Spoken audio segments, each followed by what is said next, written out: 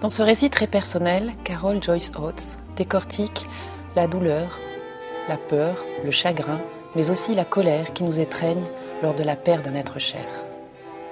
Après 50 ans de mariage, son époux, Raymond Smith, décède. Dans J'ai réussi à rester en vie, la romancière américaine raconte magnifiquement sa lutte acharnée, son combat, son chemin de croix, pour s'accrocher au quotidien sans cet homme qui lui manque tant et qu'elle a follement aimé. Quand je rentre à la maison pourtant, mon soulagement est immense. Je me dis, je suis chez moi, chez nous. Contre toute logique, il m'est alors possible de penser que Ray est peut-être dans la pièce d'à côté ou dans son bureau, ou qu'il vient de sortir. Quand vous vivez avec quelqu'un, il arrive souvent qu'il ne soit pas dans la même pièce que vous. Et donc à la maison, je suis libre d'imaginer que Ray est là, quelque part.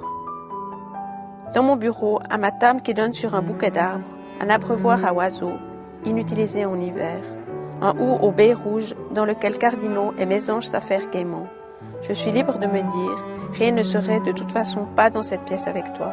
Ce que tu vis en ce moment n'est pas ce que vit une veuve. Carol Joyce Oates a écrit plus de 70 livres.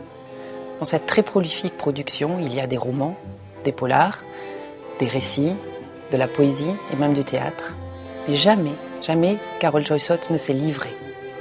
Avec J'ai réussi à rester en vie, Carol Joyce Oates, pour la première fois, se raconte vraiment. C'est un ovni dans sa production, un ovni un peu mortifère, une fleur ténébreuse, qui reste aussi la plus belle déclaration d'amour jamais écrite par la romancière.